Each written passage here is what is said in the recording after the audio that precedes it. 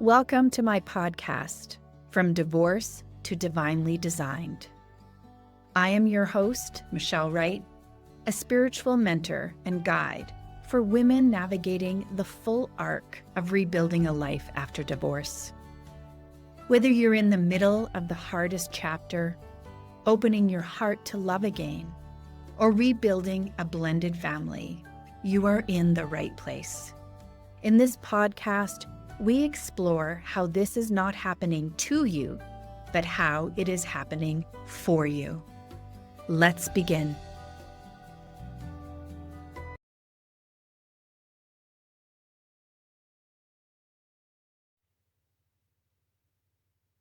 Welcome to my podcast, From Divorce to Divinely Designed. And today we are so blessed because we have Rachel Gossett here, and she is here to share her life experiences, wisdom, and how she supports women in their own growth. Welcome, Rachel. Thank you so much, Michelle. I am so honored and grateful to be here to have this conversation with you today. Do you want to, as we start, tell everybody who you are, what you do in a nutshell? Yeah, sure. I will try my best to put it in a nutshell. I am from New Jersey, born and raised Jersey girl. So yes, Bon Jovi. I'm very excited he's touring again. And I'm a mama of 4, a speech language pathologist for special needs children, Reiki practitioner, breathwork facilitator, intuitive channel. I also love to volunteer for hospice and give hospice patients and caregivers Reiki and some guided meditation and breathwork. That is so wonderful. So many ways that you serve. Yes. And how do you take care of yourself in this service? You climb, and because there's a calling. So first, I believe there's a calling we have, and then there's the taking care of. What have you found in your life as you go through those rhythms? Yeah, it definitely was hard to find balance with everything because I do love being of service, whether that's being a mom, a wife, a speech therapist, or an intuitive somatic guide for women. And it's been a long journey in finding ways to come back home to myself every day and to be okay with telling my children, hey, mama needs a timeout for 5 minutes. And removing myself and just giving myself that opportunity to breathe and to just be and to regulate my nervous system. It wasn't always like that. It wasn't always pretty, but I definitely have gotten better throughout my years and my experiences. It is so true. I think as women, we know how to be of service and Yes. we know what to do. We can easily identify what everybody else needs in our life, their Mhm. foods, their favorite gifts, what makes them joyful and happy. And it Yes. really has taken me a long time to connect to my inner self to say, what is it I love? What is it I want? And listening to that and to recognize that it's not selfish, that this is part of being a whole human. It is. It is. It is hard to not feel guilty or to feel selfish. And just speaking with someone yesterday, they suggested, Rachel, how about you just take a night away in a hotel for yourself? And even with my human design and this certain gate that I have in my conscious Jupiter, it's important for me to remove myself from other people's energies so then that way I can show up on a higher frequency. But that part of me, that the programming and the conditioned part of Rachel is like, no, you can't take a night away. Not yourself. You can't be away from your kids and the what ifs and the could that could happen and the should haves. But I am going to listen to my friend and start doing that because it's so necessary for us as women who are high functioning and can be easily overwhelmed and our nervous system is all wonky.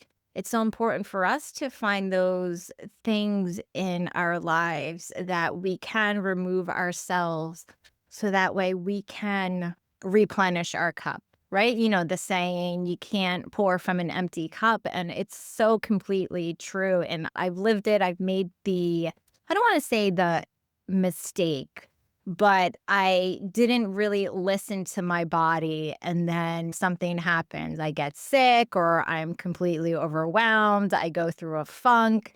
But now I'm more mindful to really tune in to what does Rachel need? What does her soul need? What does her body need right now? So I can continue to show up every day. Yeah. Yeah. A night away, because are you a projector? In Now I'm a generator. So I'm an emotional generator 1-3. But my conscious Jupiter is gate 40, I believe. And in order for me to be in that frequency of abundance and receiving and to have that balance of receiving and giving, I need to physically remove myself from people. And it makes complete sense because I love being alone. And I feel bad because I want to connect with my husband, who I don't see often. And it's at nighttime, and that's when I wanna remove myself. Then I find myself sitting on the couch with him just to be in his energy, but I've learned that's not always good for me, that I do need to carve out a pocket of time to just be by myself. Yeah. Those powerful, right? What is it for me? What is it for you? I know in speaking with you, and we've been in many different communities together in spirit Yes. school, or we've been Yes. Sacred Life with Christy Yale, Mhm. and Mhm. hearing your story evolve over time, it has been impactful for me because I have recognized, I think like many of us who are in these spaces, we're looking to be of service and we are doing that through our own journey. And so Mhm. you want to speak a bit about how you help women? What is it you do Yeah. with women that help them find those spaces and the ways that they can listen to themselves? Yeah, absolutely, absolutely. My My whole just cause is really to begin to break those generational patterns. And because I've seen it with my mom, with my grandmother, and even on my paternal side as well, my paternal grandmother, and just the lineage of that women need to show up in a certain way. And why I started this business is because of my lived experiences. So, for instance, it started with Reiki. Reiki helped me with my anxiety and my panic attacks. And then I had to go become a Reiki master. But then the Reiki opened up all these intuitive abilities that I have that I wasn't really conscious of. So, being a channel and my intuition, I can see things, hear things, feel things, smell and taste things too, depending on how spirit wants to bring the message forward. So, my business has started to evolve not from Reiki, but then also to bring in intuitive messages. And then one day I was looking at my children. This was a few years ago, probably 2023. And I just got done eating. I ran to the bathroom and I threw up my food. So I had a history of eating disorders and body dysmorphia. And I found nothing that really helped. So I threw up my food and then I heard my girls calling for me. And then I just said to myself, Rachel, what are you friggin' doing? And it was such a wake up call to me because I didn't want my children to experience what I've experienced. I didn't want them to not love their body or to be ashamed of how they looked or how they showed up. And that was really the catalyst, the inspiration for me to start healing. And I found breath work and active breath work during that and being in a safe container helped me heal the eating disorders and the body dysmorphia after 33 years, which was completely amazing. So then I understood somatics and how our body does keep the score and we need some type of modality. I think first and foremost that you need to feel safe in order to really heal because if your nervous system doesn't feel safe, it's not going to be receptive to these modalities. And somatic work is so incredibly powerful. And I found that with active breath work, it was circular connected breath work where you shut off your thinking mind and you access your subconscious mind. And I was able to get really deep down into why I had these patterns of eating and body image issues. And then I was able to, I say, excavate the energy out of my body with my breath. And since then, that happened in June of 2024, that breathwork experience. And then I was like, oh, now I need to learn breathwork. So then that way I can help women who have the body image issues, who have the eating disorders, who feel that they're not enough, they're people pleasing, the control, the anxiety, the overwhelm, all of that from the conditioning and programming through generations, and then the way your parents may have raised you, the traumas you've experienced. So through all my lived experiences, I've taken these experiences and have incorporated it into my business so I can help women feel the unconditional self-love. I want them to cultivate that. I want them to cultivate the self-compassion and to feel safe in their bodies, to feel safe to be seen for who they are, to be authentic. And to be authentic is not to be someone new, it's to be who your true essence, who you truly are. So I love guiding women to find a place to come home to themselves, whether that's through intuitive readings because they're stuck and they need some clarity, if that's through breath work, if they're curious to get a little bit deeper about the energetics of what their body is holding on to, or through mentorship containers to really hold their hand and to guide them along the way. That is just powerful. I'm going to just bring up three different things that, as I was listening to you, one of the Sure. first is I think there were moments in your life, like you're talking about when you're with your girls and you're hearing that and you're making decisions. And I think that's an important piece. I think for myself, as I talk about different divorces, I recognize that again and again, we have invitations to move forward, to become whole and to become our most authentic self. Yeah. And it's that invitation that comes in many different ways. So if you miss it the first time, it's not like it's one and done and Yeah. which is that sense of evolving. Another piece that I just love about your story is this sense of knowing how much we are called to serve from outside. And it's that inside job that we're looking, it's this journey to come inside of yourself. And the more that we want to become the best version of that we can be, I'm always surprised because it's that inner journey. It's that actually going inside of your heart, inside of you, and truly learning how to love yourself and look at yourself. I do a lot of mirror work, so look at yourself in the mirror. And absolutely love yourself in whatever Yeah. of your life that you're at. And Yeah, absolutely. that is tough.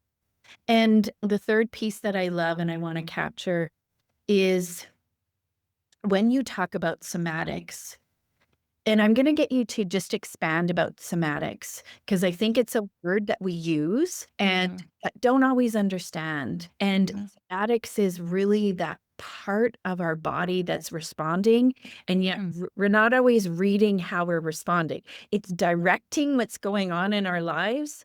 Yeah. But if you're not in tune with it and you don't listen to it, then what ends up happening is it's driving you and you don't know where you're going. Yeah. If the somatics is that you're anxious, right? And then it's how do you fix that? Anyway, Yeah, no, absolutely. And before I dive into somatics, I just want to comment about the mirror work. I do mirror work as well. And even though I say I've healed from eating disorders and body dysmorphia, of course, there's going to be days where I look myself and I'm not going to be so happy with what I see. But there's a difference with the after healing, I'm not triggered and I'm able to reframe the situation much more easily. And I do find mirror work extremely helpful because I take the opportunity to look at myself in the mirror and I give myself gratitude in that moment. I thank my body for showing up today, right? I thank my body for giving me the ability to laugh and to feel my belly jiggle, the opportunity to snort. So all those things for my body to move me from one point to the other. And I think for women, if you are struggling with loving yourself, with being in your body for who you are, just start off by taking these little micro moments in your day to thank your body for what it's doing for you. And then those moments of gratitude will compound over time and you'll begin to cultivate this new relationship with your body. I think, and just really seeing your body in a different light. Not what society tells you how you need to look at it. You need to be a size 0 or be as you're getting older, you need Botox, no no lines in your face, all those things. And you just get more comfortable with yourself. So yeah, just like a little practice if you're listening. Just find one little piece of gratitude each day for your body and how it shows up for yourself. Oh, I love that. And it is important. And I think it's starting to get better, Yeah. but from the social media and Hollywood, it really is curated, like you said, for a size 0, looking a very specific way. And yeah, and how do you embrace? So at 57, I've got lots of Mhm. lines, I've had lots of sons, so I have brown spots, and I didn't use all the right Yeah. sunscreen at the right time. Yeah. And it is saying, but this body, this beautiful body of mine, this beautiful face of mine is the one that is in deep love with my grandchild. And and Yeah, absolutely. I get to be here. You're right.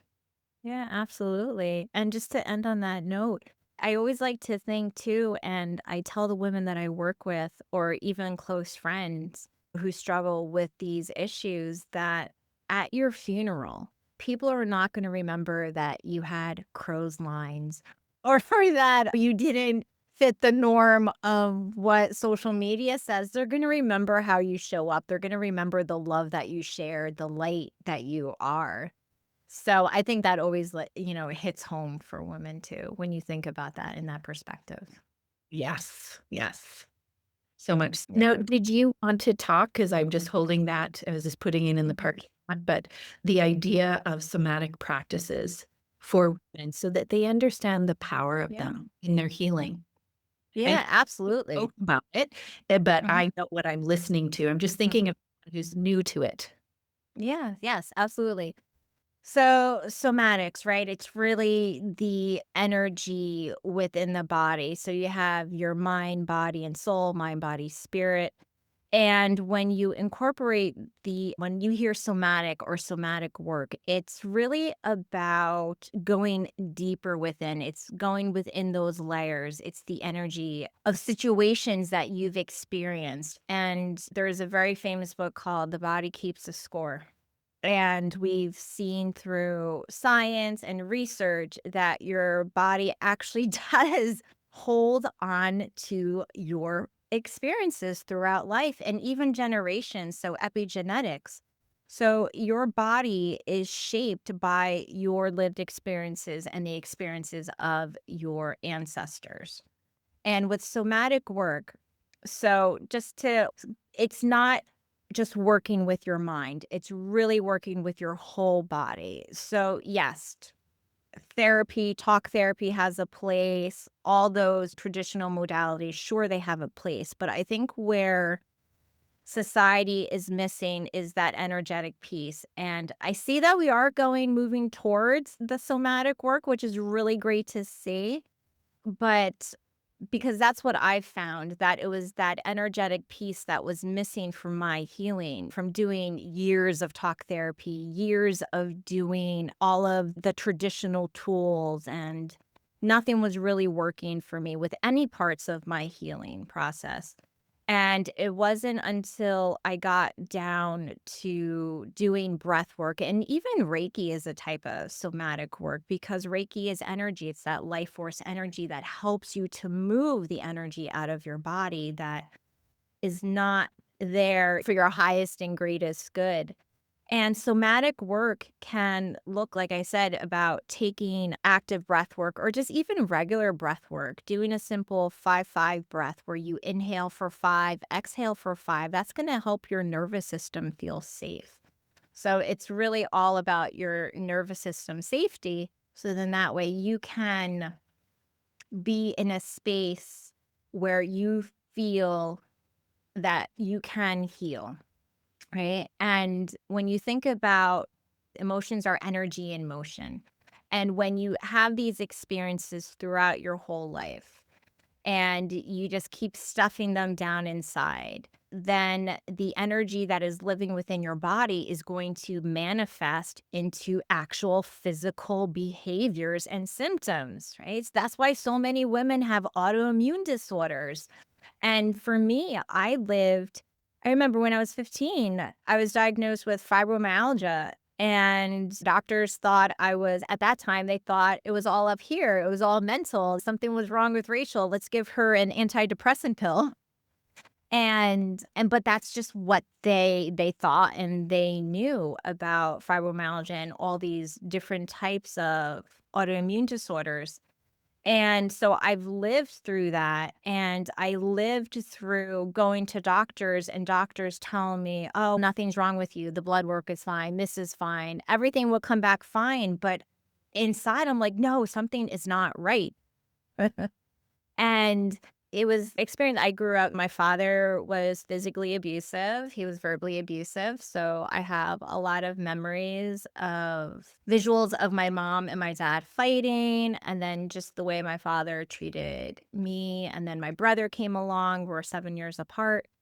And so I held on to a lot of that. And then also, I'm Puerto Rican, I'm curvy, and I developed very early. So just I was bullied really badly in 7th grade. And so just holding on to the energy of that, I didn't have anybody that I felt safe to talk to. My parents didn't know that I was bullied. And to this day, they don't know that I was bullied. My mom passed away.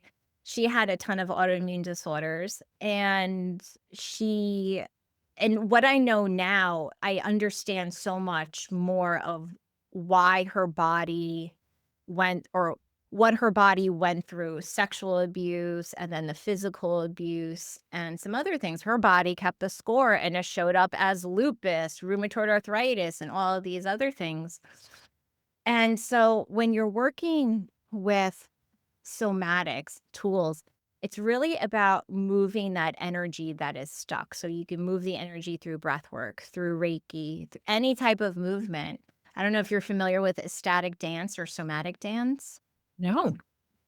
So I've done that as well, and I've uncovered things, feelings that I was holding on to. I didn't know when I was going through the healing for the eating disorders and body dysmorphia, I didn't know I felt shame and guilt. And so during this exercise, you can do it by yourself or have someone guide you. And this is what I do with women. I guide them, and you can curate a playlist or throw on a song that moves you. And it's not really about listening to the lyrics, it's about listening to the rhythm, the music itself, and then feeling that into your body. And then just gently moving your arms and just trusting your body is moving the way it needs to move. And hip work is great because as women, we carry so much in our sacral chakra, and moving the energy from your hips, whether that looks like you're gyrating in some way or swaying your hips. And it doesn't have to look pretty. And you're not doing it to look like you're choreographed on stage for the Grammys or anything like that. This is for you and for your healing. So any type of movement that you feel in the moment. And then if you do have a guide working with you, the guide will continue to make you feel safe so you can express yourself in those movements and give you prompts to notice what feelings and emotions are coming up, if there's certain situations or scenarios coming up for you. So yeah, I love any type of dance. Oh, that is beautiful, and I have seen you on your Instagram. You Yes. are dancing. I do, I do. I do. And very powerful when you talk about energy. As I'm listening to that story, I recognize I loved that book, The Body Keeps Oh, Score. but yeah. It is so true. So I would also echo that.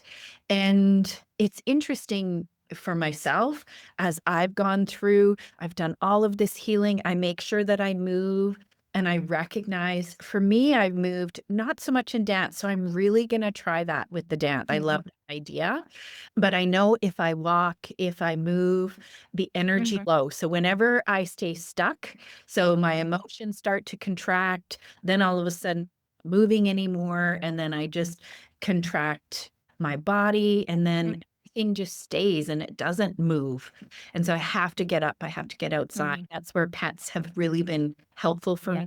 me because you have to go walk the dog regardless of what's going on. Okay, I need to go. And what's interesting as well is this idea of dis-ease and Mhm. how our body is responding to it. It just made me think because I've been doing all of this work, and all of a sudden I had a patch on my skin that was like Mhm. sclerosis. So it's the beginning of perhaps an immune response. Mm. The tests, I didn't have the larger immune response. It was right on my sacral where my sacral was. Well, I said, this is a beautiful wake up call, Michelle. This is my body already giving me a message and saying, Yeah.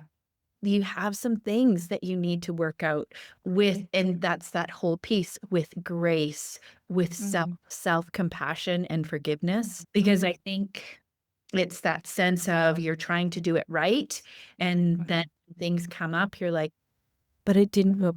And that's okay. It's okay. Yeah. Keep moving, keep trying, keep exploring different ways. And I actually was able to shift that skin's response in my body. Mhm. So I was able to be honest with myself and really do some deep healing in that area. And so it is inviting women to do that and inviting them to be okay with a journey. Mhm. When we see things coming up, it's that curiosity of saying, okay, Yes. I'm seeing something happening in my life. Yeah, no, absolutely. And I'm so glad you brought that up too, because I think it's so important for women who are on this healing. We're all healing, whether we know it or not, or not. We are all healing, and we will heal until our life form body is done. We're always going to be healing, and it's really not about it's not the destination. It's a journey. And once you recognize it's a journey, that you're going to have these ups and downs in your life, right? And you're going to be riding that surfboard, but then the big kahuna is going to come and knock you down. It's all about how getting up. And I'm so glad you brought up curiosity too, because once you're curious and you shift that perspective of it's not happening to me, it's happening for me, right? And then let's get curious why it's happening for me. And it's happening for you because a new door is ready to open, or a new ascension is going to occur, or awakening, and just like more opportunities for you in this 3D world. And because I've been divorced and gone through so many other things as well, and during those times when you're in it deep, yeah, it freaking sucks. And you go through all the emotions of grief and then anger and being numb and denial. But it's all for your greater good. And once you can shift out of that victim consciousness, then you can see how you are really co-creating this beautiful life with source and just really helping you to expand and grow and then shine your light on others, right? So like I went through all of these things because look where I am today. I'm here helping women going through those same things. I'm very intuitive with my work as a speech therapist and helping these children, especially the autistic children, and those are nonverbal, helping them and their mamas who are completely overwhelmed, and helping my children, my 3 girls and my son, to show up differently than what I was taught. Yes, that is so powerful. I love that. And how do I then make a choice to actively heal into Mhm, a person that can be free of that? And you spoke about that. And I look at the image that I have is filling my cup with love. And it has to mhm, start with me first. So filling that cup with love and to give from the overflow. I often before would always give from the empty cup. mhm. Just give until you're done, and Yes, yes. where there's just nothing left to because you have no Yes. energy, and then Mhm, you don't have the energy to I think and that's where you're not listening to your body then because you're just going and you're exhausted. And so to stop before then and saying, "Oh, what did I do today? What brings me joy? And what mhm. is bringing me love?" Yeah, no, it's so important though. It really is so important. And I know women who are listening to be like, but Michelle and Rachel, I don't have time in my day. Yes, you do have time in your day. And Yes. you don't need a lot of time. Start off small, 30 seconds, a minute, give to yourself and build from there. When you go to reach your phone to doom scroll, just take a moment for yourself and breathe. Go outside barefoot or do something that you love, knitting, drawing, listening to music, right? Singing, being silly, coloring, anything. And it doesn't have to be for a long amounts of time. It's just little moments, little pockets that you can find throughout your day. And again, that's all going to compound. And then you'll see that you do have time for yourself and to do the things that you love. Yes, because 'cause you're in the midst of parenting, you're in the midst of 'cause you with your 4 kids, you're Yes. you're in the midst of working your career, you're in the midst of all of that, and carving out those moments are so important. It Being is. intentional. And I think sometimes for me, it's important that I set up a structure. So I just have that in my head. Yes. You do these 3 things. If you're gonna doom scroll, at least do these 3 things before. It is meant for healing. And I know you had grown up Catholic. I know I had grown up Yes. Catholic. And sometimes, you know what I see now at the different points is there's a time in my life now where I'm giving back. I'm connecting back as I move into this phase of my life into the collective, into giving love and energy for those that don't have Mhm. it. And it's just this sense of sharing that love, sharing that time. And so wherever you are on your journey, being okay with it, whether you're in the Right. hectic part of being a mom and just enjoying each moment, each call, Mhm. and each intersection of your life because it Mhm. brings you. Yeah, absolutely. And what's really helped me is to look at my life as if I'm going through seasons, right? And right now, as you said, I'm in this season in it deep with my kids. I have a 13, 6, 6, and 5 are my children for ages. So yeah, they really need me. My teenager, not as much in different ways. But so yes, and just being okay with this is a season that I'm in now. And how can I continue to show up most importantly for myself and then show up for my children as the best version that I can for myself. And two, I want women to understand it's not about perfection. It's not about when you heal that you're going to be perfect. Perfection does not exist. It's imperfection. I like to say is the new perfection. And it's just about how you show up. And even if, like for me, if I lose my cool with my children, I take it to the next level. I get down on my knees and I look them in the eye and I say, I'm sorry that I raised my voice, or I'm sorry I did XYZ. I should have done something else, whatever the situation is. And I think once we hold ourselves accountable with our children, and as we continue to parent our kids, and even being with ourselves, because, we're our own worst critic.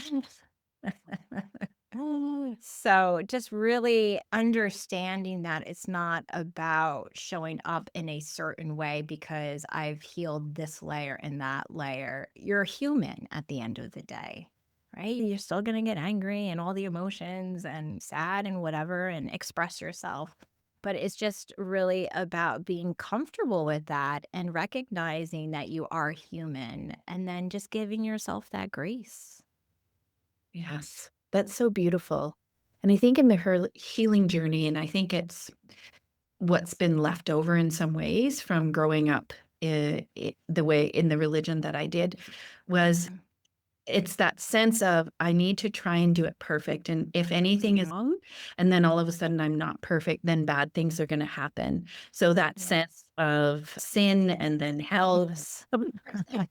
I was just gonna say that you're sinning, you have to go to confession. In hell. And to really, in that reframe, and you said it earlier, that it's happening for me, right? To move out of that very dualistic dichotomy of healing means that everything's going to be, I almost see the choirs of angels singing. Oh, yeah. Unicorns and rainbows and sunshine.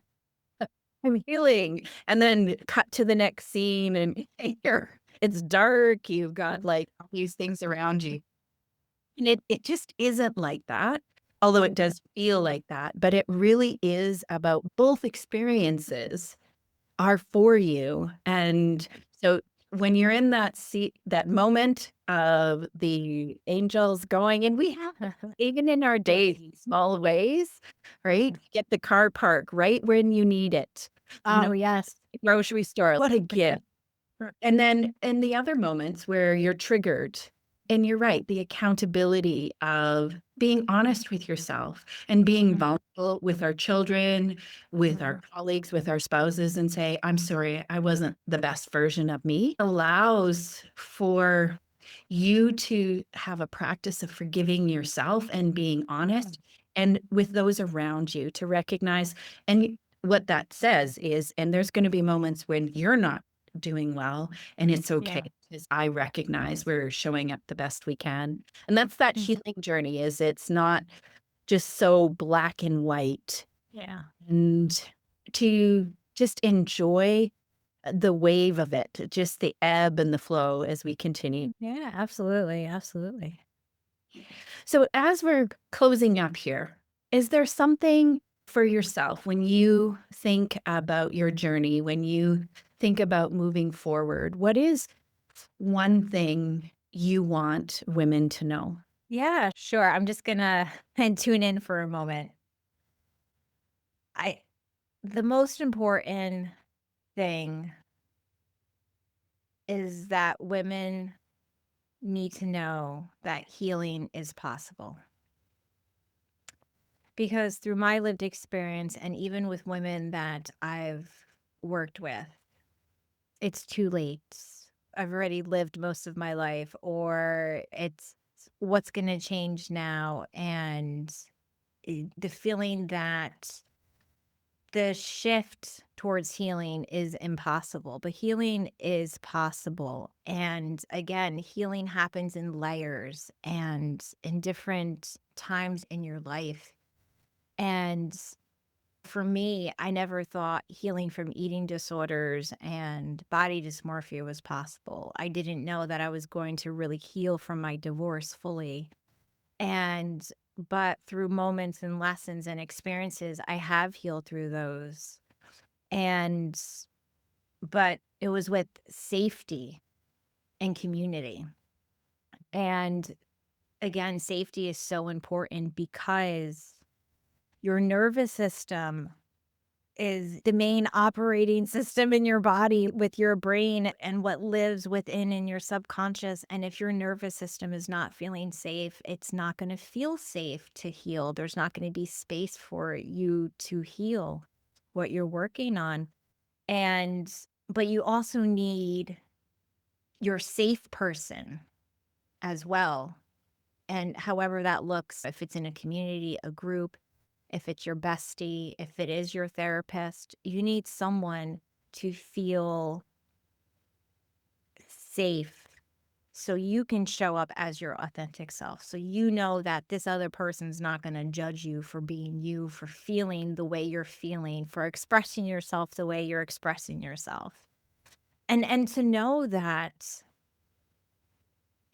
you're not doing anything wrong in your life. You didn't make wrong decisions. You made the decisions that were aligned for you at that time. And there's really no right path or wrong path to go down. Again, it's the path that is most aligned for you at that time. And if it is things that you are repeating patterns, then begin to get curious about, why do I keep experiencing this? What's going on? There's something deeper that is that source that the universe is saying, hello. Do you understand what's going on here? To get a little deeper. And also, as I make humor, like lightness of this, you have to make lightness of the situations as well. So bring humor throughout your day, bring that laughter, bring that joy, and to know that your healing journey, again, is not about becoming someone new. It's about becoming your true essence, your higher self. It's about becoming who you are really inside and allowing yourself to peel back those layers to be seen, to be vulnerable. And it's okay to be vulnerable as long as you are in that safe space and with someone that you consider safe. And listening to this episode is a step towards your healing because you consciously pressed play to listen to this episode. And you are brave enough to listen to this episode. You are courageous enough to digest everything that is being said and recognizing, oh, hey, this resonates. Oh, yeah, this is me. Okay, I'm getting it. And it's those little moments where you begin to recognize along your journey that these things again are happening for you, and to continue. And as you show up every day, you're being brave. And as you continue to take those baby steps, you are doing these micro healing moments, these micro transformations, right? And it's not about running the race, sprinting at the fastest pace. It's about being methodical and intentional, graceful with love and compassion. You're the turtle in that race, not the hare. You're the turtle, and continue to move with that. And you'll really, the way it's coming to me, you're going to be blown away by how you see yourself, how you show up for yourself, how you begin to really regulate your body and feeling present and rested and connected to yourself. And then other things are going to feel easy. And I know when you feel those easy things, you're going to be like, oh, what's next? What doom is coming? Oh, what's lurking behind the corner? But instead of jumping so quickly ahead, just be in the moment.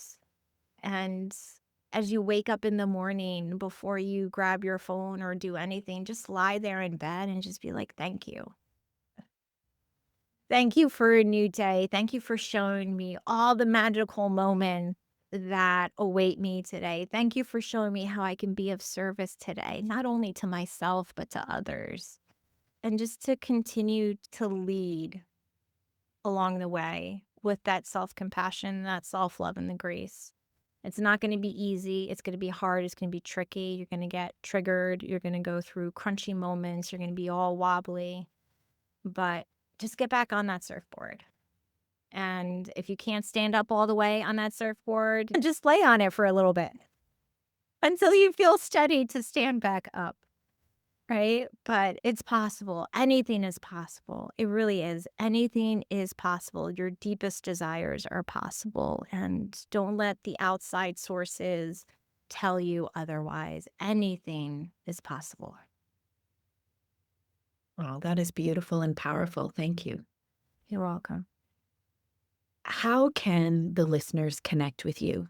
So I would like you to tell us how they can connect with you. And if you have anything in a time, like what's coming up, what's coming up for you that you're offering that they could jump into, or how, when they connect with you, what is how that they can interact?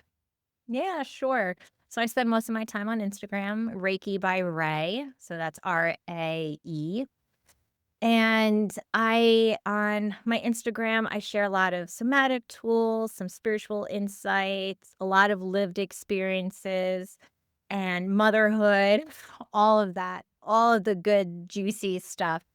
And I also love to write. So I do have Substack, and there I will pour my heart more into those personal stories, getting more detailed and the reflections of things that I've experienced in my life.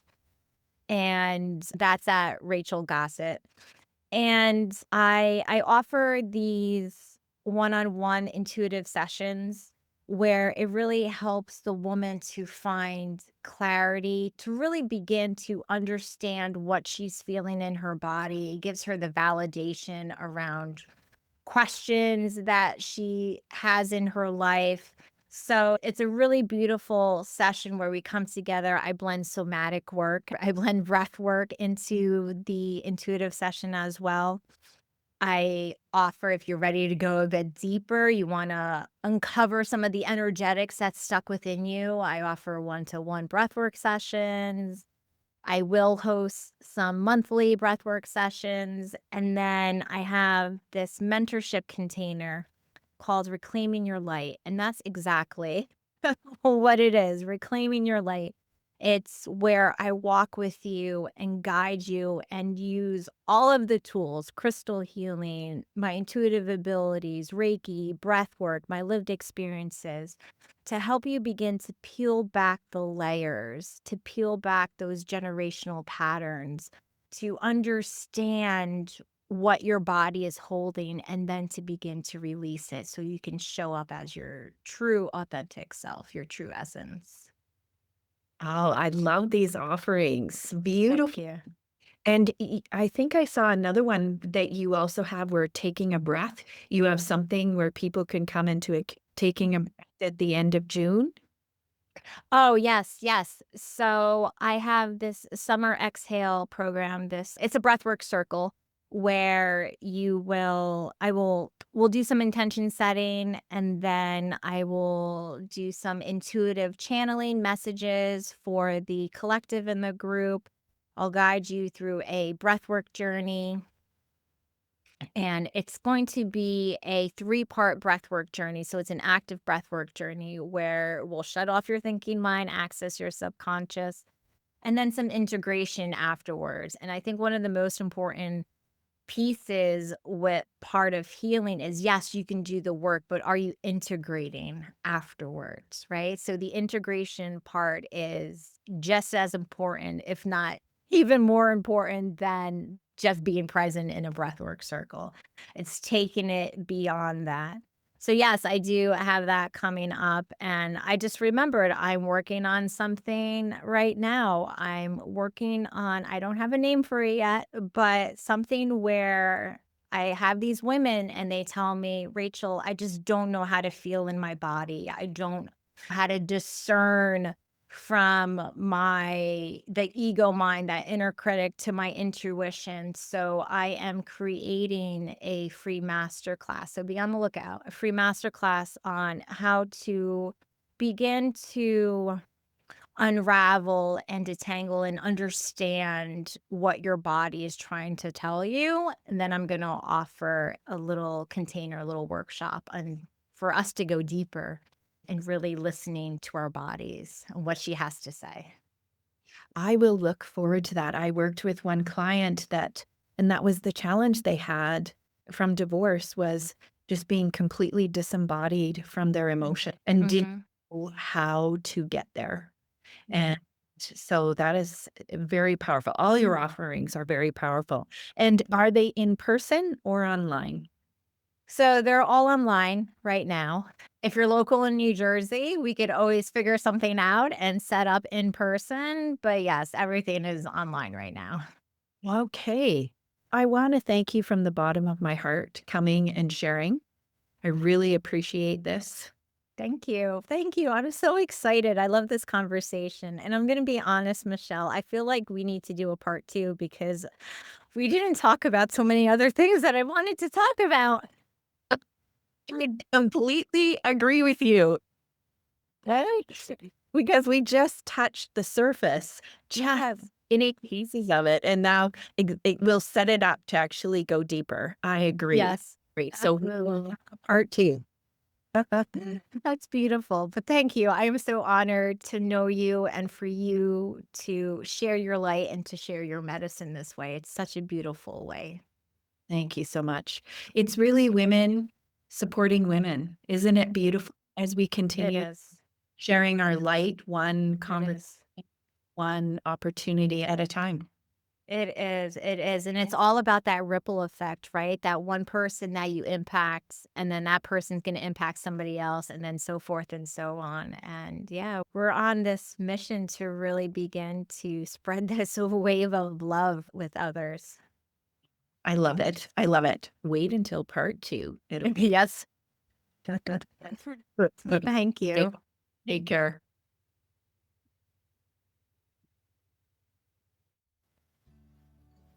Thank you for being here today. If something in this episode landed for you, trust that. It found you for a reason. If today's episode moved something in you, share it with a woman who needs to hear it. That is how we find each other. You can connect with me on my website, michellewright.co, and on Instagram at michellewright.co. And if you're ready to go deeper, a free connection call is the first step. Because this is not happening to you, it is happening for you. Until next time.